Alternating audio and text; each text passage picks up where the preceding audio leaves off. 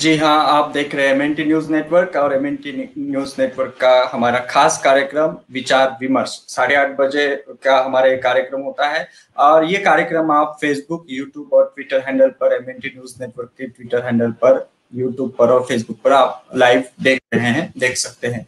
अगर आपका TV smart TV है और उसको इंटरनेट के साथ जुड़ा हुआ है तो इस कार्यक्रम को आप अपने स्मार्ट टीवी पर भी देख सकते हैं। जो साथी अभी हमारे साथ फेसबुक से जुड़े हुए हैं उनसे रिक्वेस्ट है कि आप इस कार्यक्रम का जो वीडियो चल रहा है जिसको आप देख रहे हैं अभी, इसके नीचे शेयर का ऑप्शन है। इस वीडियो को अपने खुद के फेसबुक अकाउंट पर अर्थात टाइमलाइन पर, वॉल पर इसको शेयर कीजिए ताकि आपके जो फ्रेंड्स हैं, आपके जो मित्र हैं फेसबुक पर, वो भी इस कार्यक्रम को देख सकें। अगर आप विभिन्न ग्रुप के साथ जुड़े हुए हैं तो आपसे हम रिक्वेस्ट करेंगे कि आप इस वीडियो की लिंक विभिन्न ग्रुप में भी शेयर कीजिए ताकि अधिक से अधिक लोग इस कार्यक्रम को देख सकेंगे। अगर आप ये वीडियो यूट्यूब से देख रहे हैं तो आपसे रिक्वेस्ट है कि इस वीडियो की जो लिंक है इसको आप व्हाट्सएप के माध्यम से, फेसबुक के माध्यम से या ईमेल के माध्यम से, एसएमएस के माध्यम से या जो भी तरीका है आपके पास इसको जोड़ने के लिए, वो सोशल मीडिया के माध्यम इस्तेमाल करके आप जोड़ सकते हैं अपने मित्रों को ताकि अधिक से अधिक लोग इस चर्चा का लाभ उठाएं, इस विषय को समझें, आज के विषय को समझें। अगर आप ट्विटर से भी जुड़े हुए हैं तो आप भी हमारे साथ बने रहिए। और सबसे पहले आप एमएनटी न्यूज नेटवर्क के फेसबुक, यूट्यूब और ट्विटर हैंडल को आप सब्सक्राइब कीजिए, लाइक कीजिए, फॉलो कीजिए और अधिक से अधिक संख्या में आप जुड़ने की कोशिश कीजिए। आज का जो विषय है साथियों, आपके स्क्रीन पर विषय है मूल निवासी महिलाओं की राजनीतिक सहभागिता, समस्या और समाधान। मूल निवासी महिलाओं की किस प्रकार से राजनीतिक सहभागिता होनी चाहिए और वो होने के लिए क्या समस्याएं आ रही है, क्या समाधान होना चाहिए, उस समस्याओं का क्या समाधान हो सकता है, इस विषय पर आज हम चर्चा करेंगे।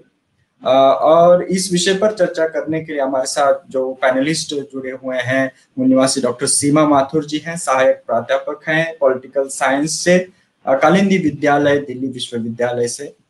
मूल निवासी चंद्र प्रभा जी हैं हमारे साथ, संयोजक हैं सावित्रीबाई फुले महासभा हरिद्वार से, उत्तराखंड से हमारे साथ जुड़ी हुई है। मूल निवासी सुनीता एन कुमार जी हमारे साथ जुड़ी हुई है, राष्ट्रीय उपाध्यक्ष है People's party of India democratic.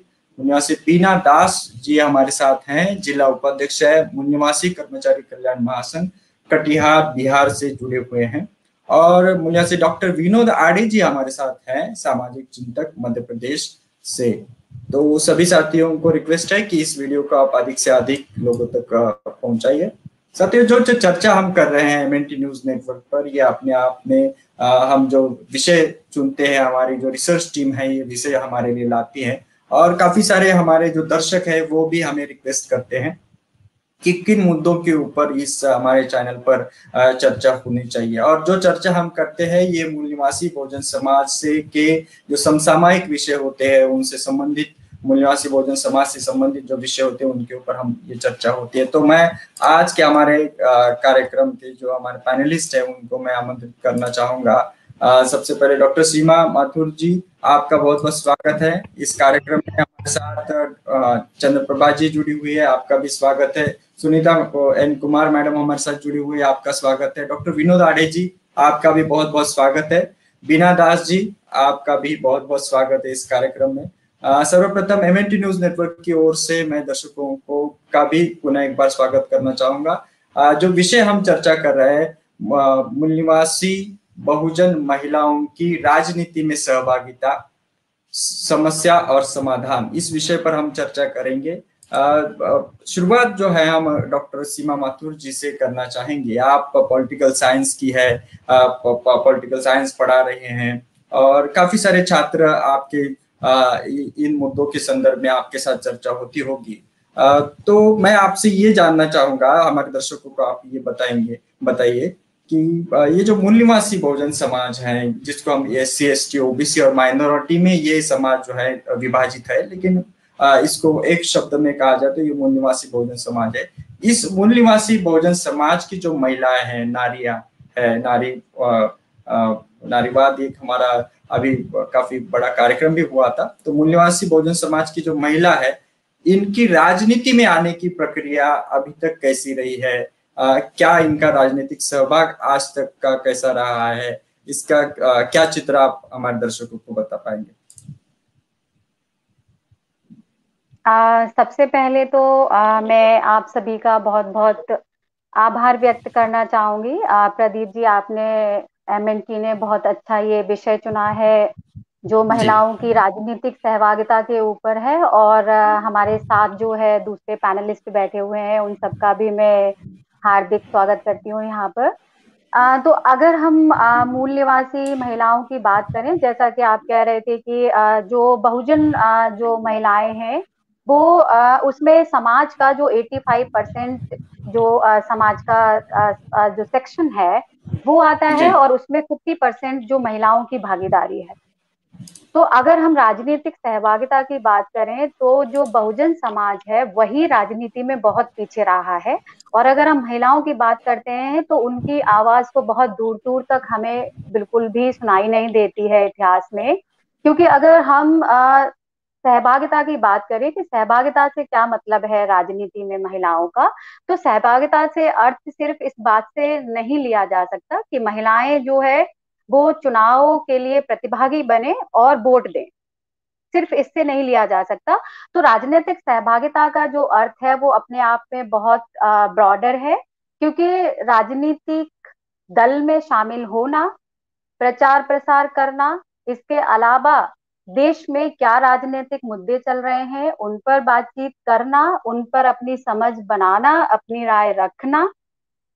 इसके अलावा अगर किसी की कैंपेनिंग आप कर रहे हैं, राष्ट्रीय मुद्दों से जुड़ रहे हैं, तो वो भी कहीं ना कहीं राजनीतिक सहभागिता जो है वो दर्शाती है कि महिलाएं जो है वो कितनी जागरूक हैं और किस तरह से वो राजनीति में भागीदारी कर रही हैं। तो अगर हम बहुजन समाज की महिलाओं की बात करें तो संविधान जब से लागू हुआ 1950 में और स्वतंत्रता से पहले, तो जो बहुजन महिलाएं हैं उनकी तो बात हमें कहीं पर भी दिखाई नहीं देती है। क्योंकि जो राष्ट्रीय आंदोलन रहा है उसमें भी जो महिलाएं हैं वो हम बहुजन समाज की महिलाओं की बात तो बहुत दूर की बात है, हमें वहां पर सिर्फ जैसे एनी बेसेंट का नाम सुनाई देता है। क्योंकि क्रांतिकारी जो पर्सपेक्टिव है या फिर जो राष्ट्रीय आंदोलन है उसमें महिलाओं की भागीदारी राजनीतिक फ्रीडम के लिए रही है, स्वतंत्रता संग्राम के लिए रही है। और जो महिलाएं हमें राष्ट्रीय पटल पर दिखाई दे रही हैं स्वतंत्रता के दौरान, उस समय उनकी जो भागीदारी है वो डिसीजन मेकिंग में नहीं है, just they are the part of this freedom struggle.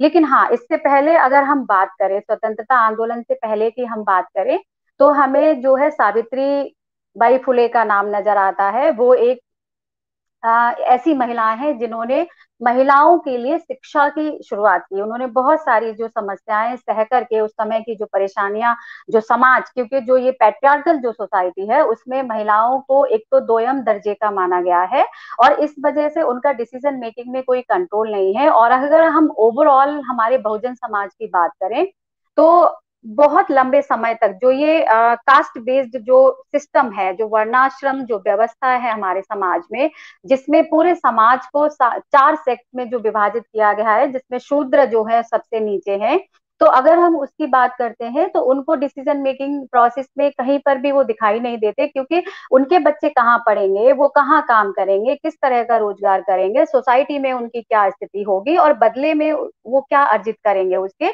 तो ये सब भी जो है वो समाज का जो सवर्ण जो सो कॉल्ड जो ब्राह्मण जो समाज है उसके द्वारा वो जी डिसीजन लिए जाते रहे हैं। तो एक तरह से पूरा जो बहुजन समाज है वो डिसीजन मेकिंग प्रोसेस से कहीं ना कहीं रखा गया है। क्योंकि जिसके घर के बच्चों का, उनके घर के खाना, यहाँ तक खाना क्या बनेगा, वो समाज में किस तरह की सेवाएं देंगे, ये सब भी अगर डिसाइड कर रहे हो एक समाज, तो वो अपने लिए क्या जी डिसीजन ले सकते हैं। तो दूर दूर तक जो है वो महिलाओं की बात हमें नजर नहीं आती है राजनीति में। लेकिन हम जो है जी राष्ट्रीय आंदोलन में महिलाओं का भागीदारी जो है वो देख सकते हैं। डॉक्टर भीमराव अंबेडकर का इसमें जी बहुत बड़ा जी योगदान रहा है, उनका जो आंदोलन रहा है। इसके अलावा जो है अगर हम अंतरराष्ट्रीय पटल को देखें कि इंटरनेशनल लेवल पर अगर हम फेमिनिस्ट मूवमेंट की बात करें, तो जो महिलाओं की जो शुरुआत है जो अधिकारों की, वो भी हमें इतनी आसानी से नहीं मिली है। जो कि हम आज जी देख रहे हैं कि हमारे देश में जो संविधान लागू हुआ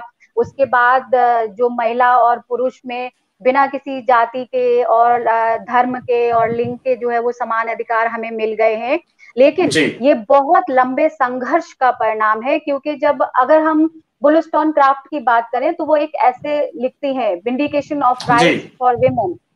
जी उसमें वो बात करती है कि महिलाओं के लिए पुरुष के समान जो है वो अधिकार होने चाहिए, और वो सिविल राइट की बात करती है, उस समय पॉलिटिकल राइट की वो बात जी नहीं करती है, सिविल एंड इकोनॉमिक जी राइट की बात करती है। तो जी मैडम। इंटरनेशनल एरिना में भी अगर हम देखें तो महिलाओं के जो पार्टिसिपेशन जो राजनीति में है वो बहुत बाद में दिखाई देता है। और हम ये कहें कि ब्रिटेन की अगर हम बात करें तो उनका जी भी जो है वो 1920s के डिकेड में जो है वो राइट टू वोट जो है वो मिला है, और वो भी सबको बराबर नहीं जी मिला। जो जी जिसको हम मतलब जी father madam. Of the democracy बोलते हैं, जो जी पूरे वर्ल्ड में, उसमें भी नहीं मिला। हम्म तो हमारा भारत एक ऐसा देश है जिसमें कॉन्स्टिट्यूशन लागू होने के साथ ही महिलाओं को बराबर जी जो है वो राजनीतिक सहभागिता में जो है अपना दम जी दिखाने का मौका मिला है। जी लेकिन मैटर ये मैडम अलग जी बात है। जी। जी पुनः मैं एक आपकी बात तरफ और। आऊंगा। जी जी जी। आपकी बात कंप्लीट कीजिए। जी पुनः मैं आपकी तरफ आऊंगा, हाँ, लेकिन मैं आप ये कह रही थी। conclude कीजिए। हाँ, इसके साथ ही मैं ये कह रही थी कि जो राजनीतिक स्वतंत्रता के बाद की जब हम बात करते हैं तो हमें संवैधानिक रूप से तो अधिकार मिल गए हैं, लेकिन जो उसकी जी हकीकत है वो बहुत बहुत दूर है, संवैधानिक तौर पर और व्यावहारिक तौर पर। जी जी जी बहुत बहुत धन्यवाद जी। मैडम, आपने एक पूरा चित्र जो है हमारे सामने रखने की कोशिश की। मैं चंद्रप्रभा जी से जानना चाहूंगा, आप जमीनी जो है मुद्दे बहुत अच्छी तरह से उठाती हैं। जो महिलाओं के जो सवाल है, समस्याएं हैं, उनको देखती है आप, और राजनीति में किस प्रकार से महिलाएं आना चाहती है इसके बारे में भी आप सजग है। आपसे हम जानना चाहेंगे कि आज जो महिलाओं की राजनीति में, राजनीतिक पार्टियों में, या पूरे राजनीति जो हमारे देश में चल रही है, जिसको पॉलिटिक्स कहते हैं, हक अधिकार की लड़ाई है, उसमें किस प्रकार से सहभाग आप देखते हैं? कितना सहभाग है SC ST OBC और माइनॉरिटी अर्थात मूल निवासी बहुजन समाज की महिलाओं का? जय भीम सभी को, और आपका बहुत बहुत आभार। ये अच्छा क्वेश्चन है। मैं कहूँगी कि बहुत कम कम 50% तो नहीं कहूँगी, 10% ही हो सकता है। मुझे तो बहुत कम बहुजन समाज में भी महिलाएं दिखाई देती हैं। तो मैं इस तरह से मैं देखती हूँ कि महिलाएं बहुत दूर हैं राजनीतिक से, बहुत ज्यादा दूर हैं। आपने इस तरह महिलाएं आना नहीं चाहती हैं, उनकी सोच जो रूढ़िवादी सोच है उस हिसाब से वो हर समय पूजा पाठ में लगी रहती हैं। महिलाओं के मन में एक डर रहता है। मेरे हिसाब से, मैंने जहाँ तक महिलाओं से बात की है तो वो राजनीतिक को एक ऐसा दलदल समझती हैं जहाँ पे वो महिलाएं सेफ नहीं समझती अपने आप को। जी, तो जी। वहाँ पे उनके साथ आए दिन छेड़खानी होती है, आए दिन न्यूज में आता रहता है कि महिलाएं जो नेता पुरुष होते हैं वो महिलाओं के साथ छेड़खानी करते हैं। तो एक छवि सी खराब हो रखी है हमारी राजनीति की। तो महिलाएं इससे काफी दूर हैं, नहीं आना चाहती हैं और इस बारे में बात भी नहीं करना चाहती हैं। जी जो मूलनिवासी, जैसे ही कहा आपने चंद्रप्रभा जी की, मूलनिवासी महिलाएं जो हैं SC ST OBC की, वो डरती है क्योंकि वो मानती है कि कहीं ये पुरुषों का ही क्षेत्र है, उन्होंने इसमें आना चाहिए, और उनके साथ तो जातियां होती है, उसकी वजह से वो खास करके डरती है, उस वजह से वो दूर रहना चाहती है। बीना दास जी हमारे साथ जुड़ी हुई हैं। बीना दास मूलनिवासी कर्मचारी कल्याण महासंघ की कटिहार जिला की उपाध्यक्ष हैं बिहार से। मैडम, आप जैसे कि चंद्रप्रभा जी ने कहा, मेरे ख्याल से वैसी स्थिति आपके बिहार में भी हो सकती है, लेकिन कहीं पर भी किसी भी राज्य में महिलाओं की आबादी जो है आधी आबादी है, और खास करके मूल निवासी महिलाओं जो है बिहार की, वो बिहार में जो है पुरुषों के बराबरी में काम करते हुए दिखाई देते हैं, घर का पूरा वो जिम्मेदारी संभालती है। तो राजनीति में उनकी किस प्रकार से वो जिम्मेदारी संभाल रही है, क्या बताएंगे आप? सबसे पहले तो सर जय भीम, जय मूल निवासी सभी को, सभी पैनलिस्ट एवं दर्शक जितने भी देख रहे हैं उनको, और अपने महापुरुषों को मैं नमन करती हूँ कि बिरसा मुंडा, बाबा साहेब, पेरियार, जितने भी महापुरुष रहे उन सबको नमन करते हुए जोहार। और मूल निवासी बहुजन महिलाएं तो सर राजनीतिक सहभागिता में उनका जो समस्या है, सबसे पहले तो सर वो जो है कि मुखर नहीं हो पाती है, खुल के बोल नहीं पाती है। इसका कारण है कि हर क्षेत्र में पीछे पड़ जाती है महिलाएं। हालांकि मेहनती होती है, जितने सुंदर से अपने घर को सजाती है उतनी ही सुंदर से वो राजनीतिक क्षेत्र में भी आ सकती है। लेकिन बात यह है कि 33% तो सिर्फ सिमट के रह चुका है, 8 से 11% में ही वो झूल रही है। जितनी भी महिलाएं अभी देख रही है या फिर जितने दर्शक देख रहे हैं, उनसे मैं आग्रह करती हूँ कि जितने भी पुरुष हैं अपने घर के महिलाओं को राजनीतिक क्षेत्र में आगे बढ़ाएं। नहीं तो वो दिन दूर नहीं कि खाना भी आपका होगा, सब कुछ आपका होगा, लेकिन आपका मुंह पे पट्टी बंधा होगा और हाथ भी बंधे होंगे, आप चाह कर भी नहीं खा सकते। तो ये समस्याएं तो आती ही रह रही है। अभी तक में मतलब जो भी अभी ये परसेंटेज 33% महिलाओं को मिली है, तो सिर्फ बाबा साहेब का देन है। संविधान, भारतीय संविधान ने तो दे दिया, लेकिन अभी भी मनुवादी व्यवस्था के तहत उनको भटकाया जाता है, उनको धर्म में बांधा गया है ताकि वो उस संसद की सीढ़ी तक भी ना पहुंच सके। ये हमारा मतलब बिहार में तो जो भी है बेटी बचाओ बेटी पढ़ाओ, लेकिन बेटी को बचाओ सिर्फ कहने मात्र है। बेटी का जो दुर्दशा है, जो है राजनीतिक, आप सुन रहे हैं, देख रहे हैं, बहुत सारी समस्याओं को जूझते हुए अपना कार्य को करती है, लेकिन उनको आगे आने नहीं दिया जाता या झिझकता कहिए, बहुत सारी झिझकता आती है। बगैर शिक्षा का मानव विकास संभव नहीं। बगैर शिक्षा का मानव विकास संभव नहीं। जैसे बाबा साहब का कथन है कि शिक्षा शेरनी का वो दूध है, जो उसे पिएगा वो दहाड़ना सीख जाएगा। लेकिन ये सिर्फ नाम मात्र है, लेकिन बहुत बहुत कुछ ठीक हद हो गया है, लेकिन जागरूकता नहीं है, जिसके कारण कि महिलाएं बोलने में झिझकती है। संगठन में अगर कोई जा रहा है, बहुत सारी समस्याएं, मैं नाम नहीं बताऊंगी। उस वक्त अगर संगठन में आप जा रहे हैं, हम जा रहे हैं, तो उसके बहुत सारी बातें हुआ करती थी, लेकिन अब बहुत धीरे धीरे समाधान हो रहा है, जागरूक हो रही है और हमें पीछे नहीं हटना है। बात है कि जब भी हम संविधान को जब तक जानकारी नहीं रखते, तब तक हम हर जगह पीछे ही रहते हैं। संगठन बामसुफ ऐसा संगठन है जो हर जगह हमें जागृत करता है, हमें जाने के लिए हम लोग कैडर कैंप करते हैं। तो इस तरह से हम जान रहे हैं कि कितना परसेंटेज होना चाहिए और कहाँ आके हम लटक रहे हैं। जी बीना दास जी, बहुत बहुत धन्यवाद। आपने जो है बताया कि अभी धीरे धीरे क्यों न हो महिलाएं आगे बढ़ रही है और उनको जो है वो इस बारे में सोच भी रही है राजनीति के। इसमें एक समय था कि वो उनकी सहभागिता नहीं थी।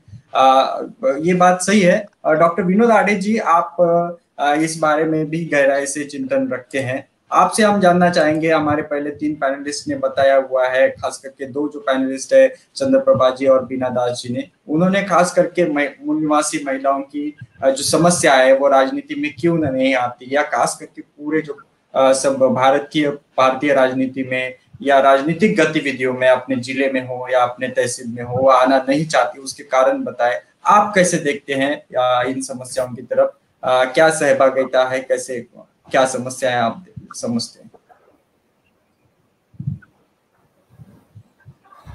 जी धन्यवाद सर। आज जो ये विषय हमने रखा है कि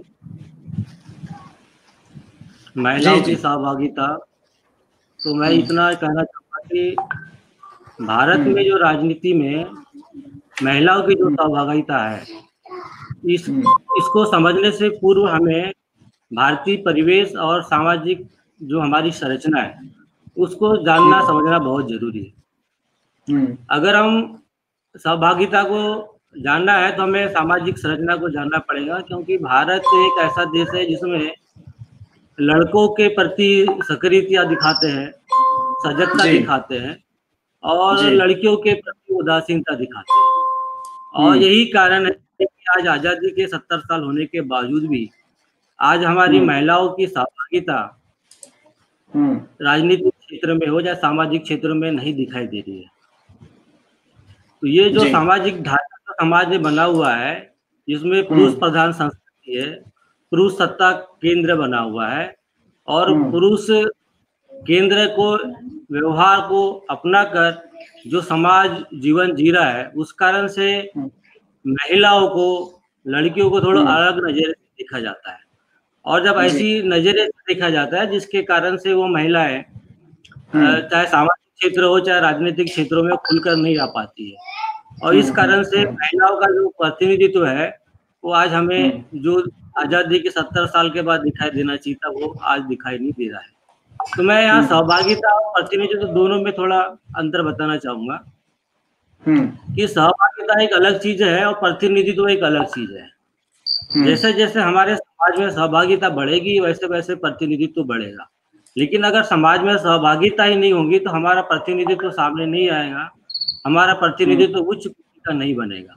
तो हमें अगर राजनीतिक आंदोलन चलाना है तो हमें इनकी सहभागिता को बढ़ाना बहुत जरूरी है, क्योंकि बाबा साहब का एक कोटेशन मुझे याद आता है। जब बाबा साहब अम्बेडकर ने 20 जुलाई को 1942 में बाबा साहब ने नागपुर में जो अधिवेशन हुआ था उसमें उन्होंने कहा था कि मैं महिला समाज की प्रगति उससे मापता हूँ जहाँ पर महिलाओं की प्रगति हुई है जी। तो अगर समाज में अगर महिलाओं की प्रगति नहीं होगी तो समाज की प्रगति नहीं हो सकती, इसलिए महिलाओं की प्रगति होना बहुत जरूरी है। और महिलाओं की प्रगति के लिए सबसे ज्यादा हमें जो है हमारा जो इतिहास है उसको जानना समझना बहुत जरूरी है, क्योंकि बुद्धा का हम काल देखते हैं तो बुद्धा ने अपने काल में अपने संघ में महिलाओं को सम्मिलित किया और एक भिक्षुणी संघ का निर्माण किया, और इस महिलाओं संघ के माध्यम से उन्होंने पूरे देश में अपनी विचारधारा का प्रचार प्रसार किया। तो अपन देखते हैं कि जब तक ये महिलाओं की सहभागिता आंदोलन में नहीं होगी तब तक हमारा आंदोलन आगे नहीं बढ़ सकता है। सावित्रीबाई फुले को हमारे राष्ट्रपिता फुले साहब ने भी सहभागी लिया और उन्होंने अपना मित्र बनाकर आंदोलन को आगे बढ़ाया। जी आड़े जी बहुत बहुत धन्यवाद सर। आपने एक चित्र रखा है कि सहभागिता बढ़ानी चाहिए। सुनीता एन कुमार मैडम भी हमारे साथ हैं, नेशनल वाइस प्रेसिडेंट है People's party of India democratic की। मैडम आप पूरे देश भर में घूमती है, किस प्रकार से आप सहभागिता देखती हैं, क्या समस्याएं महिलाओं को आ रही है राजनीति में, पूरा हमारे राजनीतिक आंदोलन जो है उसमें आने के लिए, उसकी बागडोर संभालने के लिए? चैनल का मैं शुक्रगुजार हूँ कि आपने मुझे मौका दिया। बात यह है कि हम जो चर्चा कर रहे हैं बहुत आगे की है, यानी देश को रिप्रेजेंट करना है, यानी सब पूरे समाज को, महिलाओं को रिप्रेजेंट करना है। तो उसका जो निर्माण हुआ है महिला का, उसके बहुत सारे चीजें उसके सामने रही है।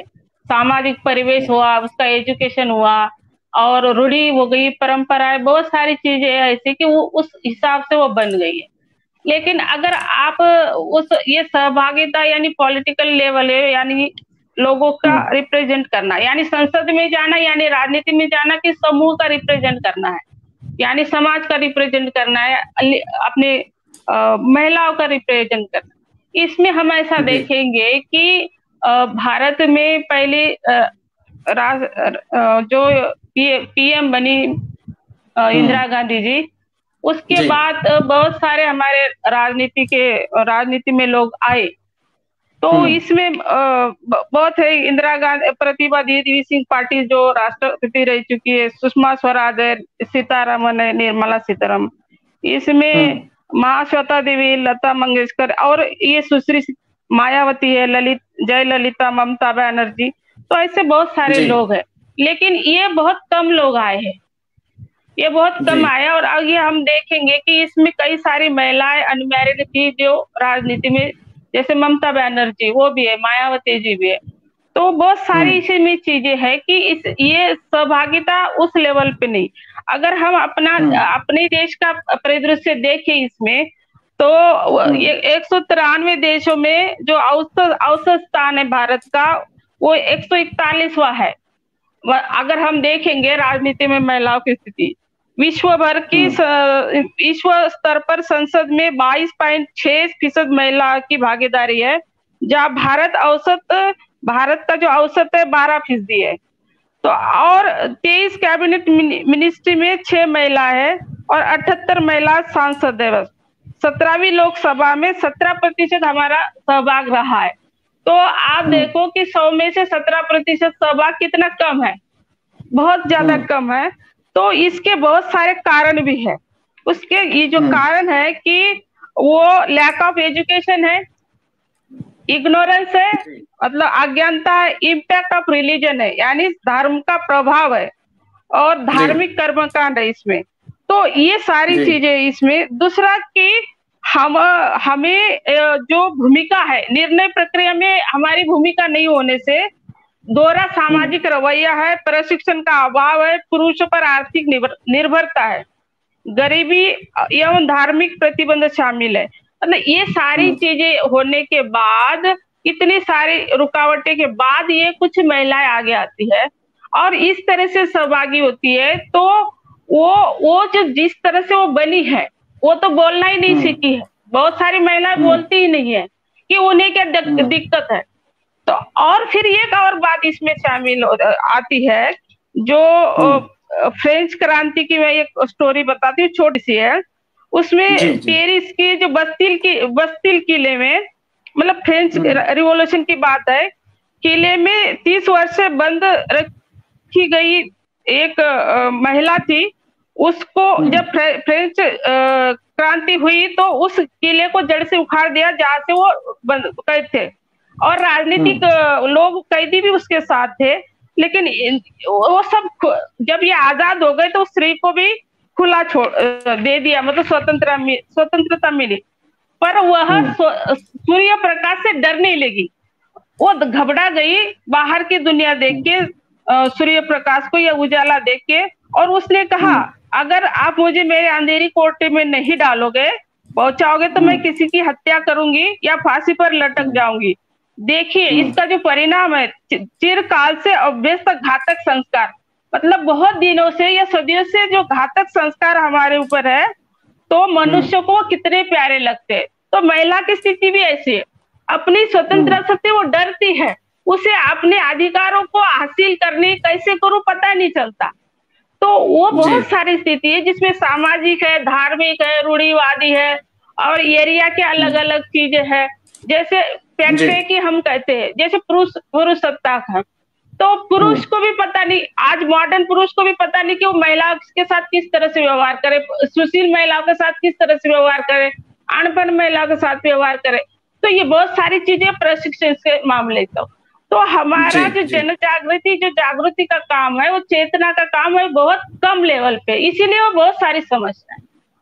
जी, आपने सही कहा मैडम। जो चेतना के स्तर पर ही हम अभी पीछे हैं, इसके लिए काफी प्रशिक्षण की आवश्यकता है, कार्यकर्ताओं को भी प्रशिक्षण की आवश्यकता है, और काफी समस्याएं समझना जरूरी है। चर्चा को आगे बढ़ाते हैं। मैं डॉक्टर सीमा माथुर जी की तरफ आना चाहूंगा, आगे के मुद्दे की तरफ। जब भी मैडम चुनाव आता है, अभी बिहार में भी शायद चुनाव होंगे, पता नहीं अभी क्या वहाँ की स्थिति है, लेकिन वहां पर जो सत्ताधारी दल है उन्होंने तो डिजिटल के माध्यम से चुनाव का प्रचार तो काफी बड़े पैमाने पर शुरू किया है। खैर, जब भी चुनाव आता है, कोई भी चुनावी बात आती है, तो महिलाओं के आरक्षण की, महिलाओं के रिजर्वेशन बिल की बात आती है। 33% जो है सारी पार्टियां उसके बारे में बोलती है, लेकिन सुनीता कुमार जी ने बताया कि किस प्रकार से प्रतिनिधित्व फिर भी कम है। वो पार्टियों को क्यों कानून की आवश्यकता है, ये भी संदर्भ है। मैं आपसे ये जानना चाहूंगा कि ये महिला आरक्षण का जो बिल का जो मुद्दा है वो वास्तव में क्या है, और जो SC ST OBC की महिलाएं, माइनॉरिटी की महिलाएं उसमें हिस्सा मांगती है, इसको आप कैसे देखते हैं? सर, जो अगर हम राजनीति में 33% रिजर्वेशन की बिल बात करें, तो ये राजीव गांधी के टाइम पर शुरू हुआ था, और ये इस तरह से बात उठी थी कि पार्लियामेंट में, चूंकि हमारी जो ये पितृसत्तात्मक व्यवस्था है, उसमें जो महिलाएं हैं वो आगे नहीं आ पा रही है। हालांकि संवैधानिक रूप से वो बराबर हक और अधिकार हैं उनके, तो महिलाओं का रिजर्वेशन जो है वो होना चाहिए।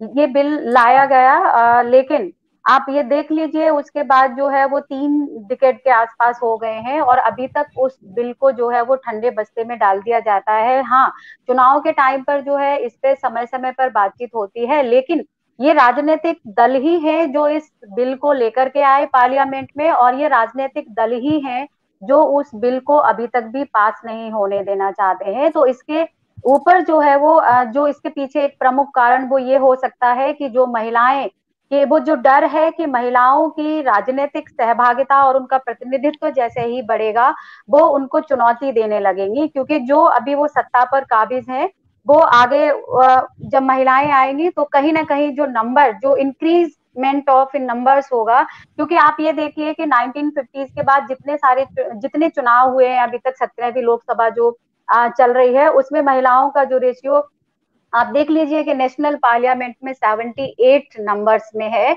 और अभी तक ये देखिए कि जितनी जो महिलाएं चुन करके आई हैं अलग अलग लोकसभाओं में, उसमें आप ये देखिए कि महिलाओं को जो मिनिस्ट्री जो दी गई है वो जो कैबिनेट में जो उनकी भागीदारी रही है वो सिंगल डिजिट में रही है। अभी तक भी उनका नंबर जो है वो इंक्रीज नहीं हुआ है। तो पांच छह महिलाएं और 2 महिलाएं, तो अभी जो अगर हम अभी देखें 2019 और 20 में तो सिर्फ निर्मला सीतारमण एक ऐसी मात्र महिलाएं हैं जिनको फाइनेंस और डिफेंस मिनिस्ट्री को दिया गया है। अदरवाइज पहले महिलाएं आई हैं लेकिन उनको जो मंत्रालय जो दिए गए हैं, मिनिस्ट्री दिए गए हैं, वो ज्यादातर वो दिए गए हैं जिसमें आपका केयर का मुद्दा है, जहाँ पे आपका टेक्सटाइल का मुद्दा है, जहाँ पे होम से रिलेटेड चीजें हैं, तो वो जो कम इम्पोर्टेंस रखते हैं पॉलिटिक्स में वो जो अभी देते रहे हैं।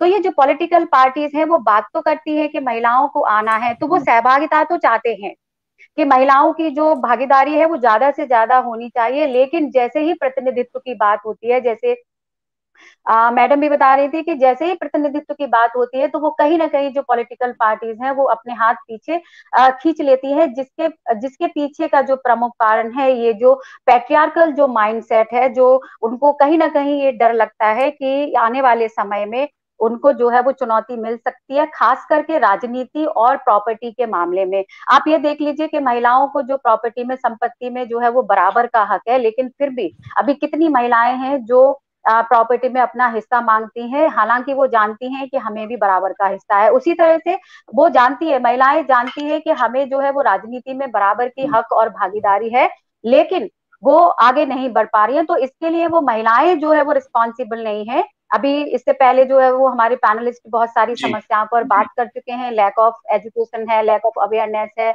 Lack of participation in politics है। तो कहीं ना कहीं जो इसके पीछे का जो ब्रॉडर जो कारण है वो बहुजन महिलाओं के संदर्भ में वो सबसे बड़ा जो कारण है वो जातिगत भेदभाव है, जैसा कि पहले भी डिस्कस किया जा चुका है। और सबसे बड़ी जो बात है, जो सबसे बड़ा फैक्टर जातिगत भेदभाव के बाद जो महिलाओं की पुरुषों पर जो आर्थिक निर्भरता है, वो जो प्रॉपर्टी है और जो एम्प्लॉयमेंट की जो बात है, क्योंकि जब महिलाएं एजुकेशन उनको नहीं मिलेगी, एजुकेटेड नहीं होंगी, अवेयर नहीं होंगी, तो वो नौकरी भी नहीं कर पाएंगी, या जो पब्लिक सेक्टर है, पब्लिक जो स्पेस है वो नहीं जा पाएंगी, और वो उनकी आर्थिक निर्भरता जो है वो बनी रहेगी। तो महिला जब तक आर्थिक निर्भर नहीं होगी तब तक वो डिसीजन मेकिंग में नहीं जा सकती है। अगर हम लोकल लेवल की बात करें, ये तो राष्ट्रीय राजनीति की बात हो गई कि महिलाओं का जो नंबर जो 3 डिजिट में जो नंबर है हमारे जो पार्लियामेंट में जो एमपीज है उसमें महिलाओं का सिर्फ 2 डिजिट में नंबर है, 78 नंबर, और वो भी 17 इलेक्शन के बाद, लोकसभा में आने के बाद। तो आप ये देख लीजिए कि महिलाओं को कौन कितनी तन्मयता से लाना चाहता है और उनको कितनी भागीदारी जो है वो देना चाहता है। तो कहीं ना कहीं ये जो डर है, जो ये पैट्रियार्कल जो सत्ता है उसको कहीं ना कहीं चुनौती देती है राजनीतिक सहभागिता। तो वो डर है पुरुषों का कहीं ना कहीं। तो सबसे बड़ी बात यह है कि पुरुषों को भी यहाँ पर ये समझना होगा कि उनका जो ये माइंडसेट है, पैट्रियार्कल माइंडसेट है, वो अब बदलने की जरूरत है, महिलाओं को आगे लाने की जरूरत है। क्योंकि हम जब 21वीं सदी में हम बेटी बचाओ और बेटी पढ़ाओ की बात करेंगे तो ये अपने आप में ही ये जुमला है वो ये साबित कर देता है कि हमारी बेटी जो है वो ना तो पढ़ी लिखी है और ना ही सुरक्षित है। और हम बात कर रहे हैं 21वीं सदी में बराबर के हक अधिकारों की और टेक्नोलॉजी की हम बात कर रहे हैं। तो कहीं ना कहीं जो पॉलिसी चल रही है गवर्नमेंट की, तो वो अपने आप में ये साबित करती है कि भारत में महिलाओं की क्या स्थिति है, और बहुजन जो महिलाएं हैं उनकी हालत तो बहुत खराब है। जैसे कि चंदा जी अभी चंद्रप्रभा जी बता रही थी, बीना दास जी भी बता रही थी कि महिलाओं का जो डिसीजन मेकिंग प्रोसेस है वो अभी भी नहीं है। तो बिहार की अगर हम बात करें, जैसा मैडम कह भी रही थी कि महिलाओं को जो डर लगता है वो खास करके जो धार्मिक जो रीति रिवाज है उनसे डर लगता है। तो क्योंकि वो उस माहौल में, उस सोशलाइजेशन में जो पली बड़ी है, उन्होंने वो सीखा है कि अगर तुमने ये नहीं किया तो ये हो जाएगा। जो डर का जो माहौल क्रिएट किया गया है, वो उस माहौल में रह रही है। तो कहीं ना कहीं वो शिक्षा से और अवेयरनेस, जागरूकता से वो आ सकता है। और महिलाएं, ऐसा नहीं है कि राजनीति में नहीं आए। बिहार में आप 33% छोड़िए, जो लोकल गवर्नेंस की जब हम बात करते हैं तो बिहार और हरियाणा ऐसे स्टेट हैं जहां पर महिलाओं को 50% तक जो है वो सीट रिजर्व की गई है और महिलाएं उस पे आ रही है। हाँ, उनके सामने चुनौतियां हैं जो धीरे धीरे ब्रेक कर रही है वो महिलाएं, लेकिन इसका मतलब ये कतई नहीं है कि महिलाएं जो है वो राजनीति में आने के काबिल नहीं है। Yes, they are in the learning phase. वो सीख रही है धीरे धीरे कि हमें कैसे आगे बढ़ना है और डिसीजन मेकिंग प्रोसेस में कैसे भाग लेना है।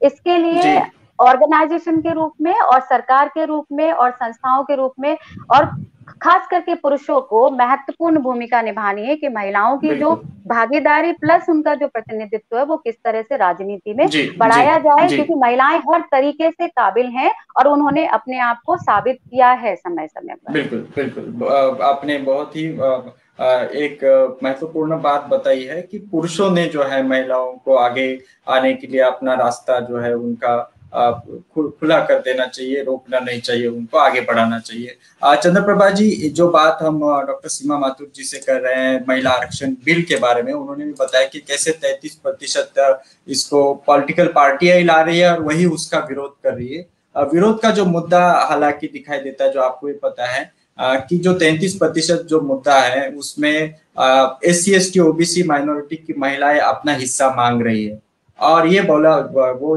अपना हिस्सा उसमें मांग रही है, और जो बाकी जो महिलाएं वो कह रही है कि इस प्रकार से महिलाओं में आप भेदभाव नहीं कर सकते, पूरे महिलाओं के नाम पर वो होना चाहिए। और ये भी देखा जाता है कि महिलाएं जो है वो ऊंची जाति की रहती है। तो आप इस बात से कितना सहमत हैं कि पूरी महिलाओं के नाम पर ये आरक्षण होना चाहिए, या आप SC ST OBC माइनॉरिटी का अपना हिस्सा और महिलाओं को 50% का हिस्सा मांगती है? क्या बताएंगे आप?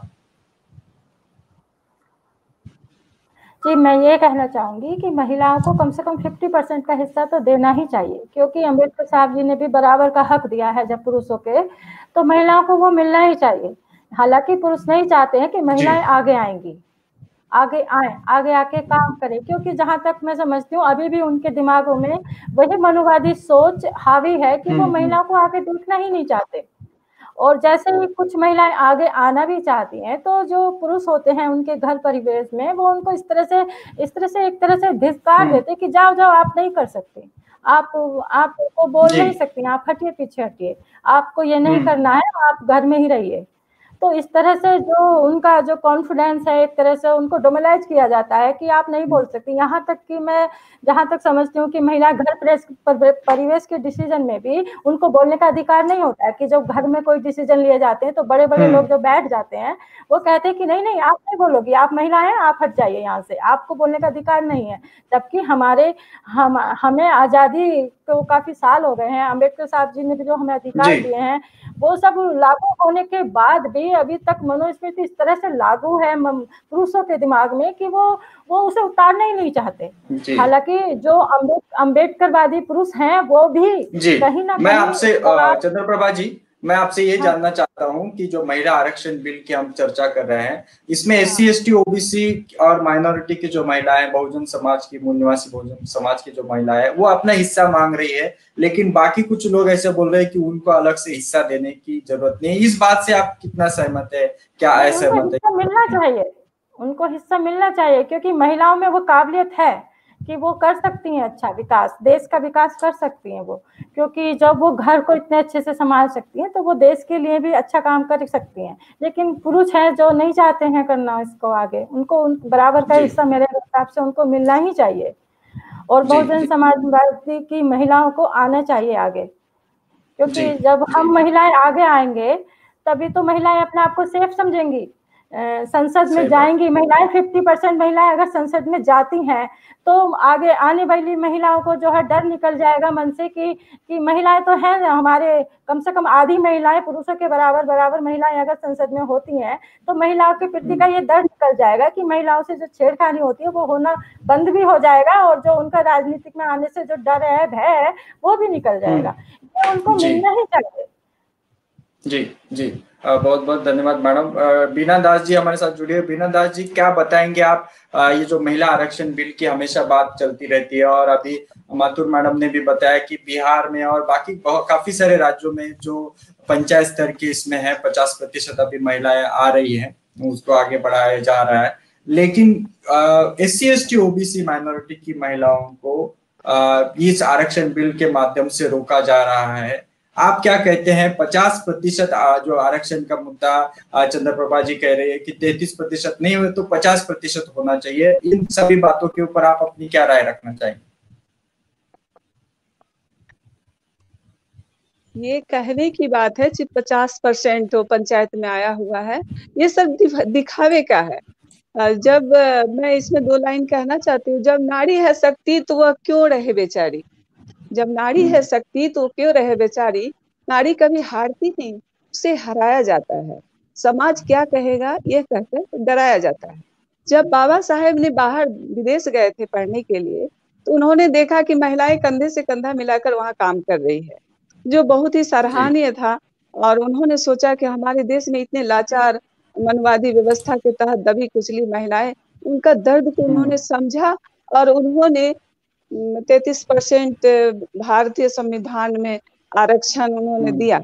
लेकिन 33% तो है नहीं, तो वो 50% कहाँ से जाता है? उनको हर तरह से प्रयास करता, खास करके जब भी अगर हम आगे बढ़ने की कोशिश करते हैं तो उन्हीं के द्वारा महिलाओं पर पहला अटैक होता है। और जब वो आए अपने देश वापस, संविधान जब लागू हुआ भारतीय संविधान, उनके द्वारा आज हम महिलाएं प्रधानमंत्री, सांसद, राष्ट्रपति तक हैं।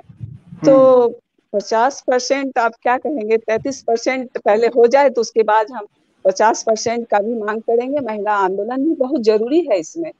और ये तो रहा कि बाबा साहेब ने हमेशा महिलाओं को बराबर का अधिकार देने का प्रयास किया, लेकिन आज तक संविधान पूरा लागू ही नहीं हुआ, तो आप 50% की बात क्या करते हैं? जी, मैडम बोल रही है संविधान लागू नहीं हुआ है तो ये लोग 50% कहाँ देंगे, 33% ही नहीं दे रहे हैं। ये बात उन्होंने उठाई है। और बाबा साहब ने जैसे कहा कि स्त्री और पुरुषों ने कंधे से कंधा मिला करके आंदोलन में उतरना चाहिए। डॉक्टर विनोद आडे जी, आपने बातें सुनी है। माथुर मैडम ने भी बताया कि पुरुषों की ज्यादा जिम्मेदारी है महिलाओं को राजनीतिक सहभाग उनका बढ़े, वो नेतृत्व करने के लिए आगे आए, क्योंकि अभी वो महिलाएं नहीं रही जो 50 साल पहले की महिलाएं थी। अभी पढ़ी लिखी महिलाएं हैं, नौकरी कर रही हैं, जॉब करती हैं, पढ़ाती हैं और दुनिया के हर क्षेत्र में मूल निवासी बहुजन समाज की महिलाएं अभी है। तो राजनीति में इसका सहभाग बढ़ाने की जिम्मेदारी पुरुषों की है। क्या बताएंगे आप? और राजनीतिक आरक्षण के बारे में भी आप क्या विचार रखते हैं? जी, जैसा कि अभी मैडम ने कहा है कि महिलाओं के लिए 50% आरक्षण राजनीति में होना चाहिए, हम इनका भी समर्थन करते हैं।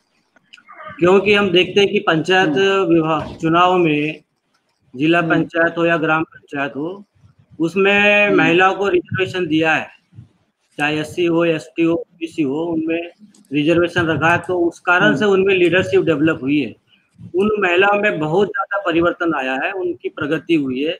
तो अगर पंचायत स्तर पर अगर महिलाओं को प्रतिनिधित्व जब दिया जा रहा है तो ये विधायिका में और लोकसभा में महिलाओं का प्रतिनिधित्व देने से क्यों इनकार किया जा रहा है?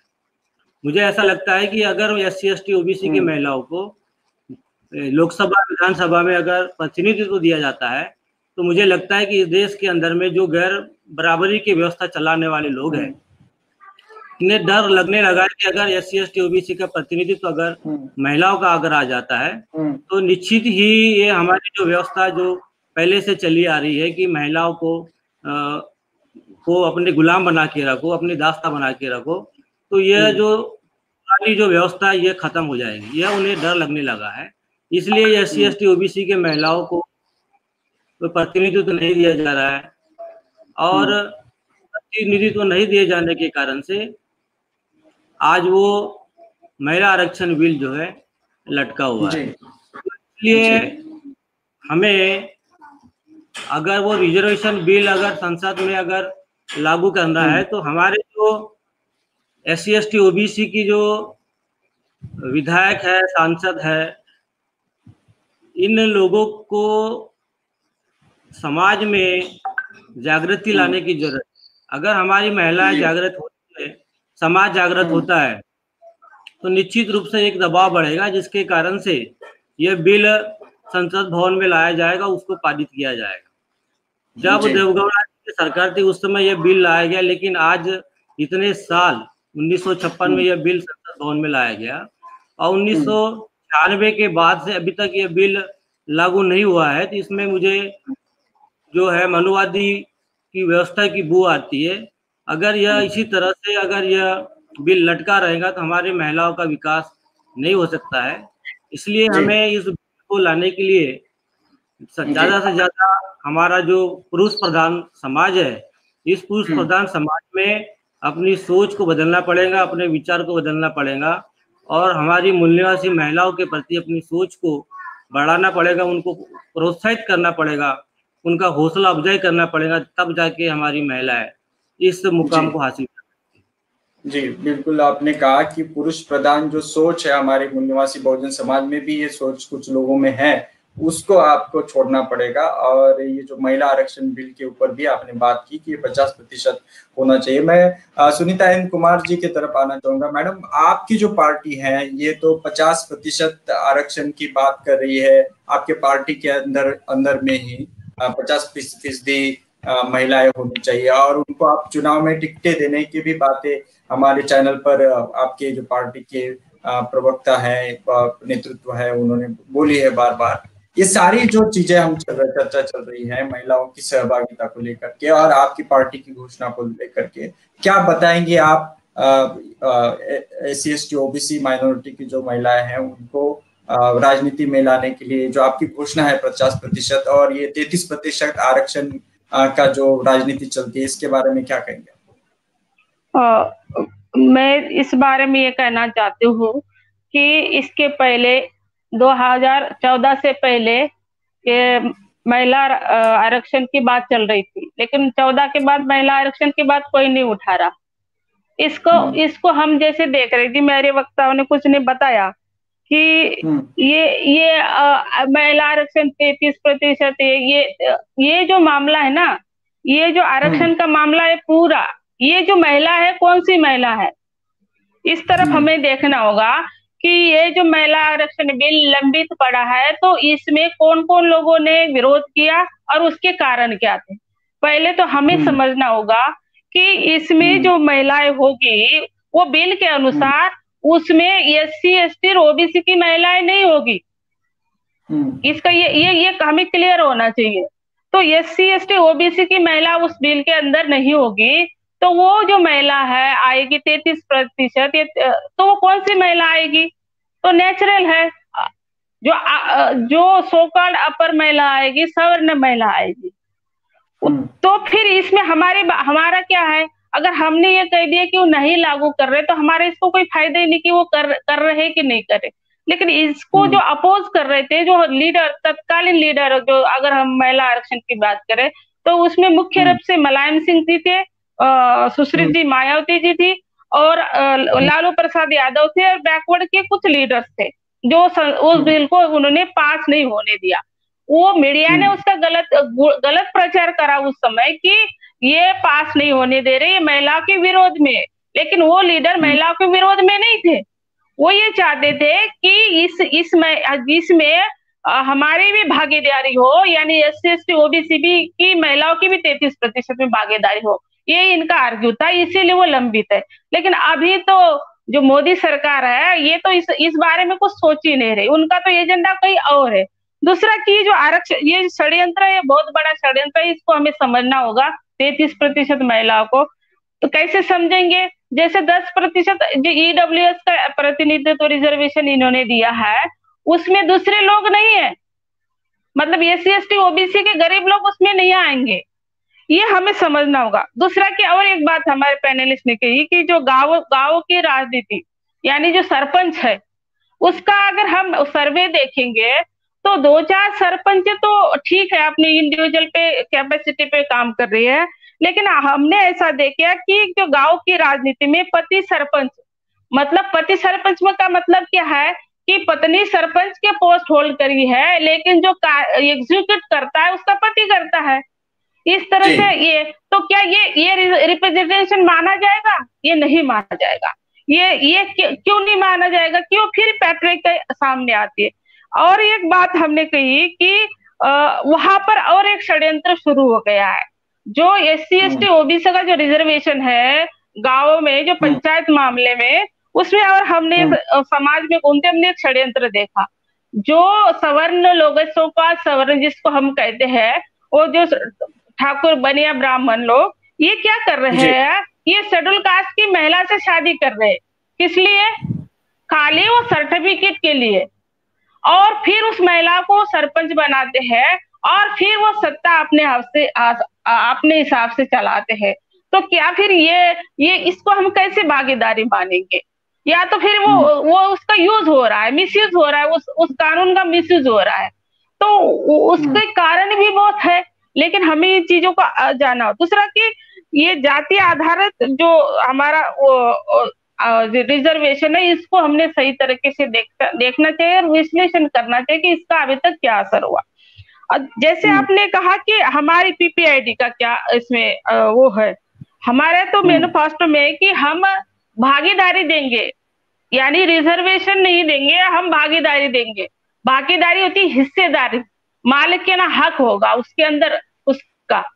तो जैसे हमारे जितना भी स्ट्रक्चर है संगठन का, संरचना में, उसमें भी उतनी महिला रहेगी, 50% महिला। तो जैसे प्रकृति ने 50-50 बनाया है महिला और पुरुष, तो फिर उसको 50% चाहिए अपने अधिकार। लेकिन उसकी जो अड़तले है, उसकी जो समस्या है, जो माइंडसेट है, वो सारे बदलने के बाद ये चीजें होगी। नहीं तो ये पति सरपंच की तरह ही सारी चीजें चलेगी। तो इससे क्या होगा? मान लो कि अभी देखते हैं हम कि एक सांसद में कि इतनी महिला होने के बाद कितनी महिला डिबेट में भाग लेती है, कितनी महिला चर्चा करती है, कितनी महिला बिलों पे बात करती है।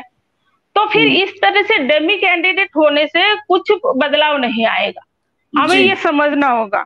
वो तो ये दूसरी बात कि ये अगर इधर आएगी, महिला इधर आएगी, तो उसके हिस्से के काम कौन करेगा? वो भी एक प्रॉब्लम है। तो वो सारी चीजें हमको देखनी होगी। तो हमने देश की राजनीति, गांव की राजनीति कैसी चलती, पहला महिलाओं ने इसका अध्ययन करना चाहिए। उसके अंदर उनकी बिल्कुल क्लियरिटी होनी चाहिए कि वो पति सरपंच क्या है, फिर सांसद सरपंच होगा, फिर ये सारे जमेले होंगे। इससे अच्छा तो क्या है, नहीं होगा तो भी ठीक बात है। कम से कम जो लोग सही आएंगे वो तो आगे बढ़ेंगे। तो हमारा तो ये कि हम 50% स्ट्रक्चर यानी संगठन में भी देना चाहेंगे अधिकार, कोई बाहर से नहीं, रिजर्वेशन पे बाहर से स्टेपनी की टाइप। हम ऐसा नहीं चाहते। PPID का जो एजेंडा है वो संगठन के अंदर 50% महिला रहेगी और निर्णय प्रक्रिया में भी रहेगी। ऐसा नहीं है कि वो निर्णय प्रक्रिया में रहेगी नहीं, क्योंकि जितनी भी डिबेट होंगे, डिस्कशन होंगे, उसके अंदर वो रहेगी। तो हमारा तो ये एजेंडा है और इसी के आधार पर समता मूलक समाज की स्थापना होगी। 33% पे होने वाला नहीं है। ठीक है सर, ओके जी, बहुत बहुत धन्यवाद। आपने कहा कि आप भागीदारी की बात करते हैं, हिस्सेदारी की बात करते हैं, रिजर्वेशन ये अलग मसला है, मतलब उससे आगे की बात आप बता रहे हैं भागीदारी की। मैं चंद्रप्रभा जी के साथ अभी हम चर्चा शुरू करेंगे, उनके साथ चर्चा शुरू करेंगे। जो समाधान है, जो समस्याएं बताई हुई है, कुछ हद तक कुछ मुद्दे भी उठाए गए हैं, 2-3 मुद्दे हमने उठाए हैं इसमें। अभी हम जो चाहते हैं, चंद्रप्रभा जी, बीना दास जी की तरफ भी आऊंगा, फिर बाद में माथुर मैडम से हम जानना चाहेंगे। महिलाओं ने आगे आना चाहिए, इस राजनीतिक प्रक्रिया में अपनी हिस्सेदारी निभानी चाहिए। पुरुषों ने अपनी मानसिकता बात निकालनी है, ये बात तो सही है, उसके लिए प्रशिक्षण की आवश्यकता है, पुरुषों की मानसिकता हटानी होगी, लेकिन महिलाओं में भी आगे आने के लिए क्या करना जरूरी है, क्या कार्यक्रम आप सुझाती है कि महिलाएं अधिक से अधिक आगे आ जाएं? इसके लिए आप क्या कार्यक्रम बताना चाहते हैं समाधान के रूप में? यही कहूंगी कि महिलाओं को जो ये रूढ़िवादी पूजा पाठ है, ये ढोंग प्रवृत्ति है, ये सब छोड़ देनी चाहिए और न्यूज वगैरह देख के अपने देश के बारे में जाने समझें और आगे आए। और मैं ये कहूंगी कि जो जो पुरुष हैं उनको आगे आने का बढ़ावा देना चाहिए। उनको 50% महिलाएं जब हमारे क्षेत्र में आएंगी तो महिलाएं अपना आप को सेफ तो समझेंगी साथ में एक महिला दूसरे महिला को साथ दे, ये नहीं कि टांग खींचे, एक महिला दूसरे महिला का साथ दे, हाथ पकड़ के खींचे कि नहीं आप आना चाहती हो, आप आइए, मैं आपके साथ हूँ। आप जैसे क्या जो राजनीतिक में जितनी महिलाएं हैं हमारे समाज से या गैर समाज से जो भी हैं हम राजनीतिक में महिलाएं, उनका सहयोग करना चाहिए। जो आना चाहती हैं उनको पूरा सहयोग करना चाहिए। और जो प्रवृत्ति जिनकी गुंडा टाइप की प्रवृत्ति है नेताओं की, उनको तो राजनीतिक में कोई अधिकार देना ही नहीं चाहिए कि वो किसी भी पार्टी से चुनाव लड़ें। इस तरह से उनको हटा देना चाहिए एक तरह से कि जो जिनकी प्रवृत्ति अच्छी नहीं है, लड़ाकू टाइप की प्रवृत्ति है या गुंडा प्रवृत्ति है जिन नेताओं की, उन नेताओं को तो चुनाव लड़ने का अधिकार ही नहीं देना चाहिए। आपको लगता है कि मेरा कहना है कि महिलाएं आगे आएंगे, समझ रही हैं। अभी बहुत सारी महिलाएं ऐसी हैं जो पाखंड से बहुत दूर हो चुकी हैं, वो समझने लगी हैं कि राजनीति क्या है, हमारे अधिकार क्या है, तो वो आना चाहती हैं और करेंगी, अच्छा बेस्ट करेंगी अपना। जी बहुत बहुत धन्यवाद। महिलाएं आगे आना चाहती है और आ रही है, और महिलाओं ने ही महिलाओं को आगे बढ़ाना चाहिए, ऐसी आप बात कर रही हैं। बीना दास जी, क्या बताएंगे आप, क्या कार्यक्रम है महिलाओं को आगे बढ़ाने के लिए, उनकी राजनीति में सहभागिता बढ़ाने के लिए क्या कार्यक्रम आप सूचित करना चाहती हैं जो जिससे महिलाएं और आगे बढ़े, नेतृत्व करे? जी, सबसे पहले तो मैं सर बता देना चाहती हूँ कि बहुत कम पुरुष अब है जो जागरूक नहीं है, क्योंकि मैं पुरुषों की वजह से ही अपने घर से निकली हूँ। और फिर हमारे पुराने मनोज कुमार, फिर सुख सर, रणधीर सर, ये सब हमारा बहुत सपोर्टर रहे हैं। ऐसा नहीं कि सभी मतलब नहीं चाहते, कुछ ऐसा है कि नहीं चाहते। और जो रहा अभी का आपका कार्यक्रम MNT और बिहार में MBN न्यूज नेटवर्क, ये दोनों कार्यक्रम बहुत ही अच्छा कार्यक्रम है जिसके द्वारा महिलाओं को हम जागरूक कर सकते हैं। और यही एक सोशल मीडिया है, इनके द्वारा भी हम महिलाओं को जागरूक करने का कोशिश करेंगे। और अभी तो यही माध्यम दिखता है, चौथा स्तंभ यही है अभी। और खास करके हम चाहते हैं कि भारत की सभी नारियां देखें, क्योंकि सभी वर्गों के नारियों के लिए, महिलाओं के लिए बाबा साहब ने सोचा है। और हम यही संदेश देना चाहते भी हैं कि जब आप जागृत हो जाएंगे तो आप हर पाखंडवाद को छोड़ देंगे। और जागृत होना भी जरूर, जब तक महिलाएं नहीं जागती तब तक कोई घर, कोई समाज नहीं जागता। जी मैं अभी डॉक्टर माथुर मैडम की तरफ आना चाहूंगा। डॉक्टर माथुर मैडम, आप किस प्रकार का कार्यक्रम सूचित करना चाहेंगी महिलाओं की सहभागिता बढ़ाने के लिए? जैसे PPID ने तो 50% उनकी पार्टी के अंदर में एक उनकी नीति है और उसके हिसाब से वो कोशिश भी कर रहे हैं कि महिलाओं को भागीदारी मिले। और भी कौन से कार्यक्रम हो सकते हैं जिससे महिलाएं, SC ST OBC माइनॉरिटी की महिलाओं की हम बात कर रहे हैं, मूल निवासी बहुजन समाज की, ऐसे कौन से कार्यक्रम आप सजेस्ट करेंगे जिससे ये महिलाएं आगे आएंगी और वो नेतृत्व करेंगी, उनकी सहभागिता बढ़ेगी? सुझाव पर आने से पहले प्रदीप जी, मैं दो बातें यहाँ पर कहना चाहती हूँ। एक बात तो ये कि जब भी हम रिजर्वेशन बिल की बात करते हैं तो उसमें सभी महिलाओं की बात करते हैं, क्योंकि उसपे सिर्फ जो आम जो महिला है उसमें SC ST माइनॉरिटी भी महिला है, उसमें बहुजन महिला भी है और आम महिला तो है ही। तो जो सिस्टरहुड वाला जो कंसेप्ट था, क्योंकि जब ये जो मूवमेंट की शुरुआत होती है, जब ये बिल लाया जाता है, तो जब SC ST महिलाएं जब इसको समझती हैं, जो आंदोलन में है कि भाई जो सिस्टरहुड है, जो बहनापा है, वो कहने से नहीं बात बनेगी, क्योंकि दलित विमेन शुड टॉक डिफरेंटली। जो बहुजन जो महिलाएं हैं उनको अलग से बात करनी ही पड़ेगी, क्योंकि उनके जो अनुभव है वो आम महिला के अनुभव से बहुत बहुत अलग है। क्योंकि जो एक सवर्ण महिला है वो जातिगत भेदभाव नहीं सहती है, क्योंकि वो एक ऐसा कारण है जिसकी वजह से महिला जो है अपने जीवन के हर क्षेत्र में, जो सार्वजनिक जो क्षेत्र है उसमें पीछे छूट जाती है। तो उस बिल में जो है वो महिलाओं की बात किए बिना उस बिल को नहीं लाया जा सकता है, और वो बिल जो है वो राष्ट्रीय राजनीति पे लाना, उस पर बहस करना बहुत जरूरी है सभी राजनीतिक पार्टियों को, क्योंकि बिना राजनीतिक पार्टियों के वो संभव नहीं होगा लोकसभा में, राज्यसभा में लाना, उसको बहस के पटल पर रखना। और दूसरी बात ये है कि महिलाओं का जो आरक्षण है वो, अगर हम स्थानीय पंचायतों की बात करें, हम पंचायती राज सिस्टम की, लोकल गवर्नेंस की बात करें, तो उसमें जब ये 33% और 50%, जो 50% आरक्षण हुआ है, उसी की वजह से महिलाएं जो है वो आ पाई हैं। क्योंकि उससे पहले एक आध महिला आ रही है, लेकिन अब तो जो है वो सीट जब रोटेशन पे आती है, जब रिजर्व होती है, तो उस पर महिला को आना ही है। तो वहां पर ये दिक्कतें आ रही हैं कि रोटेशन में क्योंकि वो महिला सीट बन गई, तो अब उसके जो फैमिली के जो मेल मेंबर्स हैं वो उस पर कब्जा करना चाहते हैं। और ऐसे बहुत सारे उदाहरण हमारे सामने आए हैं जहां पे उन्होंने काम किया है। बहुत सारे जो राज्य हैं उनमें तो ये तक एक टर्मिनोलॉजी जो है वो विकसित हो गई, एसपी और एमपी, मतलब मुखिया पति और सरपंच जो पति, कि जो महिला है प्रधान और सरपंच है, मुखिया है, उसके हस्बैंड या जो दूसरे मेल मेंबर्स है वो काम कर रहे हैं। लेकिन ये होने के बावजूद जो है वो हमें जो है सकारात्मक रूप से ये देखना होगा कि रिजर्वेशन है, इस वजह से वो महिलाएं आ पा रही हैं। तो यहाँ पर बिल्कुल इसके महत्व को नकारा नहीं जा सकता, क्योंकि हमने ये नकारा है इतने सालों से। आजादी के जो 73 साल हो गए और संविधान लागू हुए जो है वो 70 साल हो गए, और उस राष्ट्रीय राजनीति में आप देखिए कि 3 डिजिट में जो लोग हैं, जो प्रतिनिधि हैं हमारे, उसमें सिर्फ 78 महिलाएं आ रही हैं, लगभग 12% महिलाएं आ पा रही हैं, और कहने को 50% है। तो वो जो आरक्षण है, वो आरक्षण के बिना जो है प्रतिनिधित्व और वो भागीदारी संभव नहीं है। राजनीतिक पार्टियां लाख चाहें कि हम जो है वो प्रतिनिधित्व देंगे या सहभागिता देंगे, लेकिन जो डिसीजन मेकिंग प्रोसेस है वो उसमें बिल्कुल भी उनको शामिल नहीं करेंगे, और खास करके उसमें सबसे बड़ा जो लॉस होगा वो हमारी बहुजन महिलाओं का होगा। क्योंकि आप देख लीजिए राष्ट्रीय राजनीति में मायावती के नाम के सिवा हमें कोई और नाम जो है वो दिखाई नहीं देता जो बहुत मुखरता से अपनी बात जो है वो रख पाए।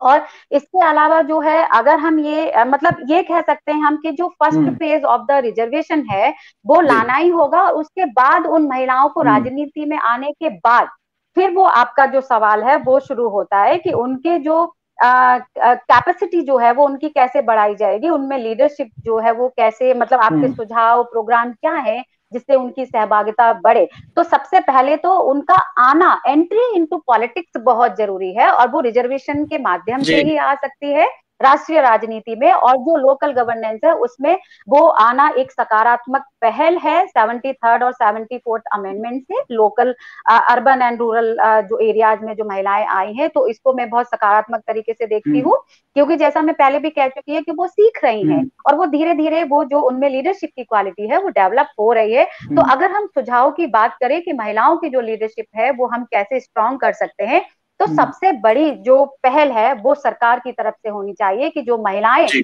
आ गई हैं जो पॉलिटिक्स में, उनकी जो कैपेसिटी बिल्डिंग है वो किस तरह से हो। हालांकि लोकल पंचायत में जो गवर्नमेंट की तरफ से बहुत सारे कैपेसिटी बिल्डिंग प्रोग्राम चलते हैं हर 6 महीने में, तो उनका इम्प्लीमेंटेशन जो है वो होना बहुत जरूरी है। और उसमें जैसा कि फोर्थ पिलर जो है हमारा मीडिया, तो मेन स्ट्रीम मीडिया तो इस बात को उठाएगा नहीं, तो हालांकि सोशल मीडिया जो है वो आपके चैनल के माध्यम से और बहुत सारे चैनल हैं वो इन मुद्दों को उठा सकते हैं कि इम्प्लीमेंटेशन जो वो सही से होना चाहिए।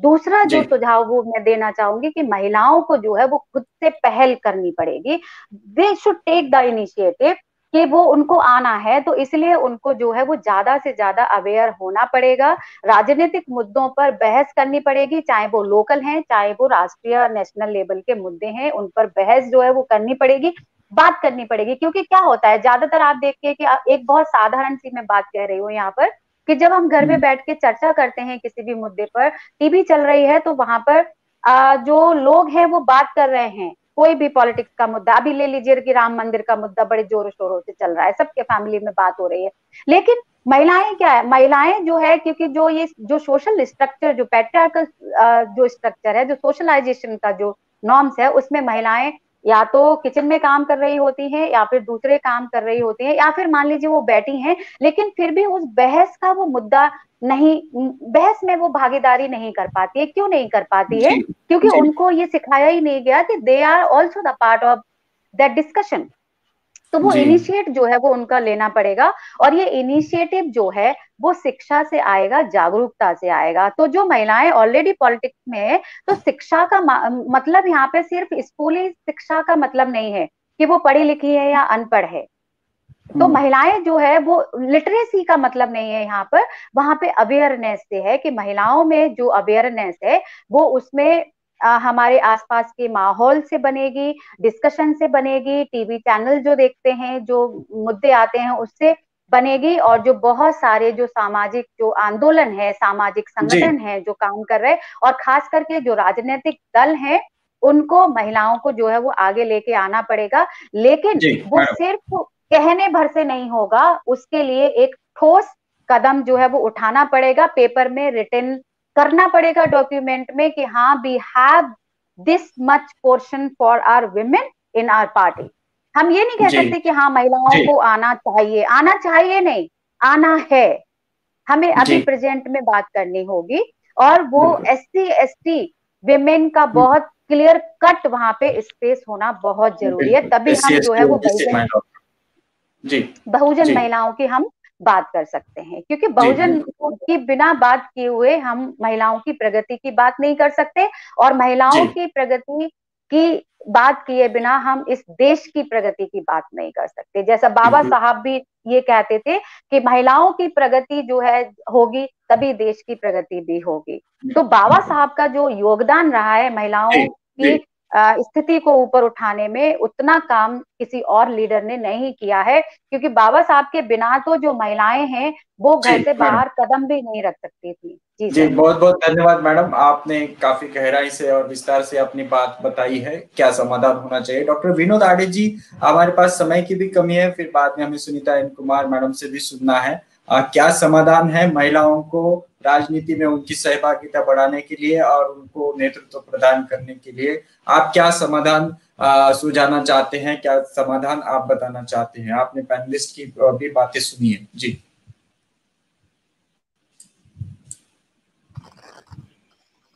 सर, मैं ये बात कहना चाह रहा हूँ कि महिलाओं की सहभागिता अगर राजनीति में बढ़ाना है तो हम देखते हैं कि जो राजनीतिक पृष्ठभूमि की जो महिलाएं होती है वो गैर राजनीतिक पृष्ठभूमि की महिलाओं को आगे बढ़ने नहीं देती है, पहला एक कारण है। तो अगर समाज में ऐसा चरित्र रहता है तो वो गैर राजनीतिक पृष्ठभूमि की महिला आगे नहीं आएंगी।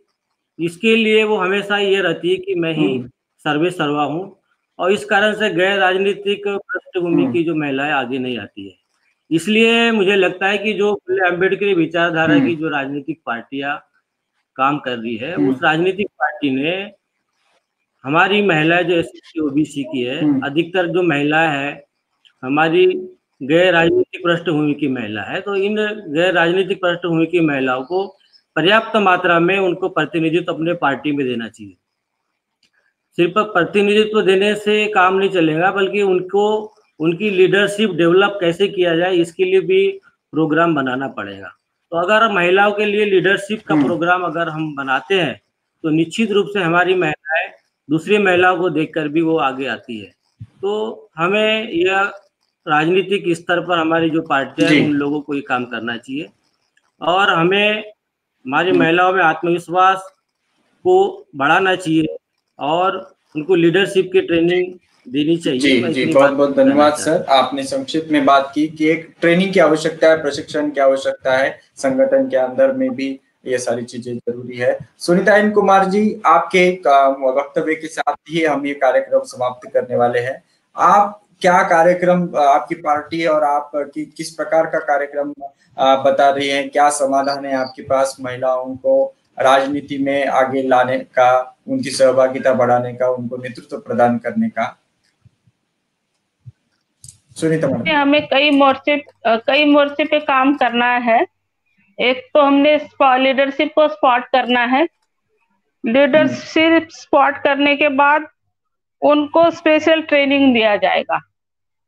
उनकी जो पर्सनल डेवलपमेंट है उनमें बदलाव करना होगा, उनके सोच में परिवर्तन होगा या सोच को बढ़ाना है। दूसरे की जो विशेष रूप से महिलाओं के विकास के लिए हमें कुछ काम करने होंगे। तो वो जो चीजें है, तो जैसे हम देखेंगे यूरोप में जो बोल्शेविक ने क्या किया था, उन्होंने महिलाओं की आर्थिक स्वतंत्रता की सीढ़ी को मजबूत किया और फिर उस सीढ़ी पर शिक्षा की सीढ़ी बढ़ाई। तो उसके बाद फिर वहां वो चेंज आ गए।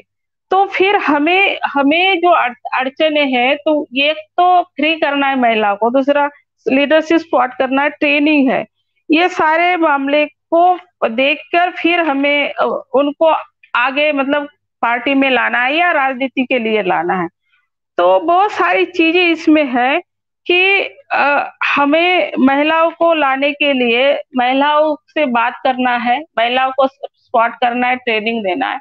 ये सारे काम हम करेंगे। और जैसे अभी स्थितियां देश में निर्माण हुई है, उसके अनुसार बहुत ही लोगों का हाल बुरा हो गया, मानसिक स्थिति में बहुत ज्यादा बदलाव आए हैं। तो ये एक समस्या है। इसके बाद हम ट्रेनिंग के माध्यम से महिलाओं को आगे लाएंगे, लीडरशिप स्पॉट करेंगे। ये तो हमारा कार्यक्रम है, हम करते ही रहेंगे। बहुत बहुत आपने बात बताई कि प्रशिक्षण से आप अपने पार्टी की कार्यक्रम बताया कि महिलाओं को आगे लाएंगे, आप उनको स्पॉट कर रहे हैं विभिन्न राज्यों में। सभी पैनलिस्ट ने आज के विषय के संदर्भ में महत्वपूर्ण जानकारी दी है। हमने जो चर्चा इस संदर्भ में की थी कि मूल निवासी बहुजन समाज की जो महिलाएं, उनकी राजनीति में सहभागिता कितनी है, सहभागिता होने के लिए क्या समस्याएं हैं और इसका समाधान क्या हो सकता है, इन मुद्दों के ऊपर चर्चा करने की कोशिश की। हमारे सभी पैनलिस्ट ने हमारे समय सीमा में रहते हुए, हालांकि 5-10 मिनट हमें ज्यादा ही होते हैं कार्यक्रम शुरू होने के बाद, ये दिक्कतें आती हैं, तो मैं हमारे सभी पैनलिस्ट का आभार व्यक्त करना चाहूंगा कि उन्होंने अपना कीमती समय और कीमती विचार, बहुमूल्य विचार यहाँ पर दिए। और MNT न्यूज नेटवर्क की ओर से मैं ये कार्यक्रम यहाँ पर ही समाप्त करते हुए आप सभी का आभार व्यक्त करना चाहूंगा। बहुत बहुत धन्यवाद। जय भीम, जय मूल निवासी। जय भीम, जय मूल निवासी। जय भीम, जय मूल निवासी। आप सभी की अनुमति लेकर के मैं कल के कार्यक्रम की यहाँ पर घोषणा करना चाहूंगा। कल का जो कार्यक्रम है साथियों, कल बुधवार है और कल बुधवार को हम सभ्यता और कलाचार पर चर्चा करते हैं। एक ऐसी शख्सियत के साथ चर्चा करते हैं जो इस मामले में जुड़े हुए हैं और सभ्यता और कलाचार के साथ भी हमारी मुद्दे होते हैं। कल हम जो चर्चा करने वाले हैं मूल निवासी सभ्यता और कलाचार में, आप स्क्रीन पर देख रहे हैं, अंतर्राष्ट्रीय ख्याति प्राप्त सुप्रसिद्ध चित्रकार एवं मूर्तिकार एवं कवि डॉक्टर लाल रत्नाकर जी, इनके साथ सम्यक चर्चा होगी। डॉक्टर लाल रत्नाकर जी उनके चित्रों के लिए, उनकी मूर्तियों के लिए और उनकी कविताओं के लिए सुप्रसिद्ध हैं। उनके साथ हम ये चर्चा करेंगे कि किस प्रकार से मूल निवासी सभ्यता और कलाचार जो है ये मानव जीवन को समृद्ध बनाने के लिए इसकी जो पहलू है, उसके जो मुद्दे हैं, इसके ऊपर हम उनके साथ चर्चा इंडस सभ्यता से लेकर आज तक किस प्रकार से कलाचार और कलाचार से जुड़े सारी चीजों ने किस प्रकार से प्रभाव डाला हुआ है और उनका किस प्रकार से काम है, क्या इस संदर्भ में हम कल चर्चा करेंगे। तो आप सभी से रिक्वेस्ट है कि कल बुधवार 5 अगस्त को रात्रि 8:30 बजे MNT न्यूज नेटवर्क चैनल पर आप जुड़िएगा। अगर आपने अभी तक हमारे फेसबुक, यूट्यूब और ट्विटर हैंडल को लाइक, सब्सक्राइब और फॉलो नहीं किया है तो कृपया आप अभी कीजिए। कार्यक्रम को देखने के लिए आपका बहुत बहुत धन्यवाद। जय भीम, जय मूल निवासी।